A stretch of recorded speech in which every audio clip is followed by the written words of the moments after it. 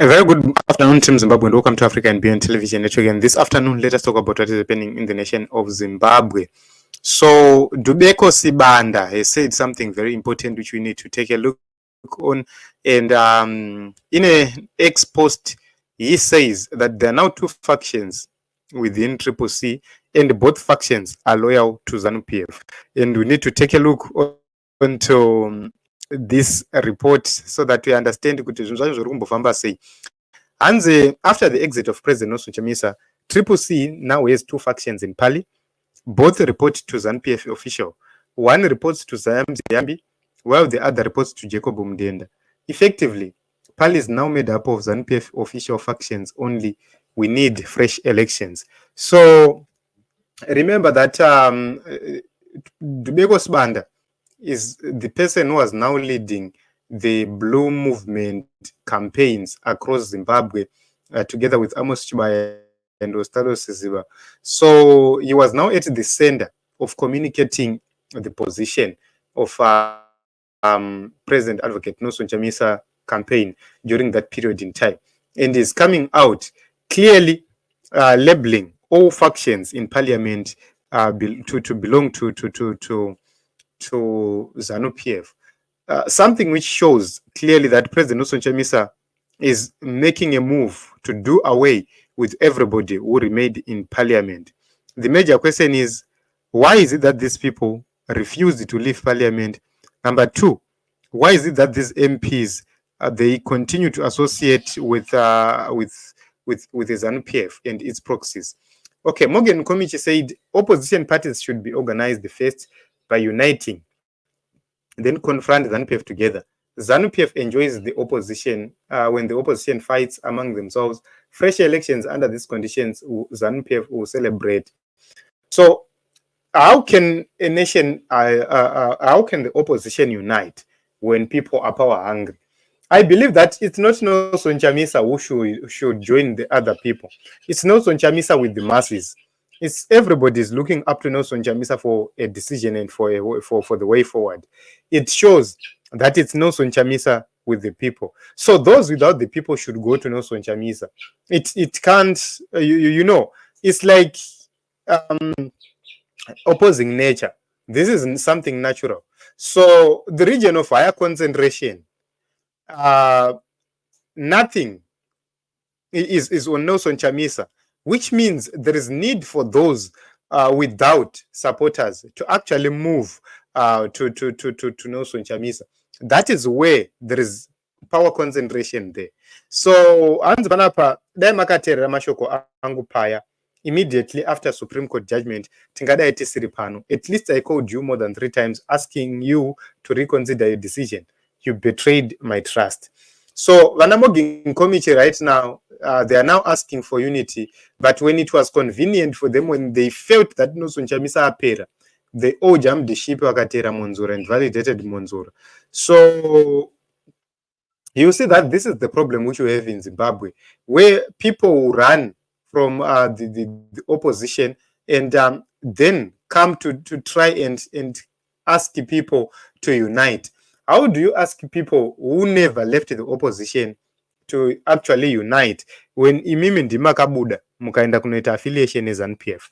So I have never seen Nelson Chamisa banning or barring other people from rejoining the opposition he leads. That is the reason why you see he was willing to work with some comrades who are now betraying us again and again.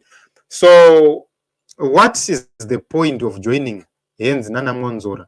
What change are they going to bring? Because Nana Monzora are at the center of destruction of the MDC. And right now, if they're to come to the opposition to unite, what value are they giving to the whole political arena? We need to ask these questions. So this was expected. There is a Shawangu faction that reports to Mdenda, obviously, and then the Ngube faction that reports to Zayambi. Both want money. However, there is a large faction of MPs in parliament that is still loyal to Chamisa. It's unfortunate that they are not coming out. So if these people are loyal to Nelson Chamisa, when Nelson Chamisa left parliament, they would have followed. Only 2 MPs followed Nelson Chamisa.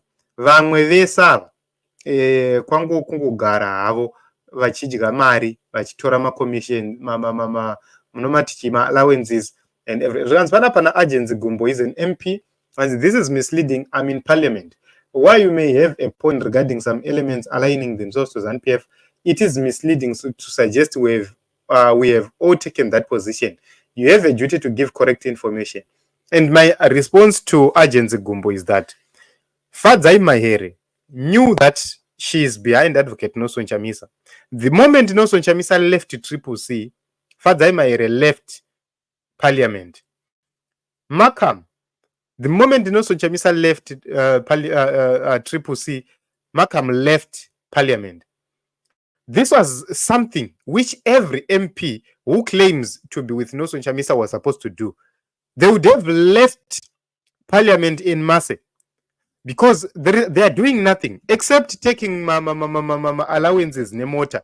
Havana chimwe chavari kuita. There is nothing they are doing there. Was ZANU-PF ine two-thirds majority dzayakatora bogusly. One way or the other, they are going to pass every law. Hapana chinhu chamuno debate in parliament chekuti you have an upper hand and change anything. You only had an upper hand before ZANU-PF yaita two-thirds majority. But payakangoita two-thirds majority, then you are no longer useful in parliament. You are now doing the bidding of ZANU-PF, legitimizing ZANU-PF as if there is an opposition. But if all the MPs had withdrawn, dai parliament yangosara vanhu veZANU-PF chete, just imagine the embarrassment which will come to a parliament with ZANU-PF members only in a country with opposition. Imagine the embarrassment. Izvozvo zvaiita kuti even SADC, even a power and the pressure on ZANU-PF to say hamusi kuona kuti zvakunyadzisa. But right now SADC is being met with mixed reactions and feelings, because they will say, take a look on the MPs. They remained in parliament. It's only one man who lost, who ran away. That is the argument which is being sold to SADC. That is the argument which is being sold to AU and other stakeholders. So these MPs are failing to understand politics as it is. They were going to have an upper hand politically if they had withdrawn from that parliament. So if they are to talk in parliament, vanongodzingwa and they will do nothing. So the only election which was going to be held by ZANU-PF was the citizens. You guys were not supposed to push for parliament, but the strategies and take the streets. Right now, they've been compromised. Apasina. These MPs, they are greedy. They are greedy. They don't even think about someone who sacrificed Kudande, someone who sacrificed in Mwenezi, someone who sacrificed in Chipinge. They don't even think about all those people. There's somebody who sacrificed in Siakovo, in Matabeleland North there, in Matabeleland South there.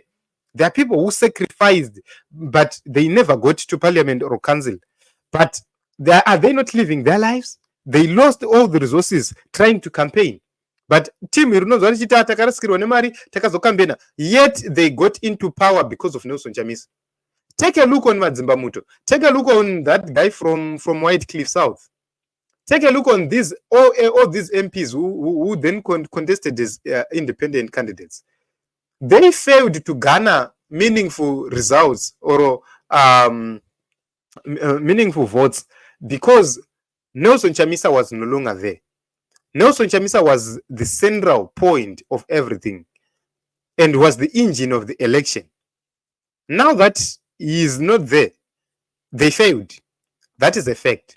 So you would see that these people, they continue to be in denial, but that is a fact. The moment their comrades were not allowed to be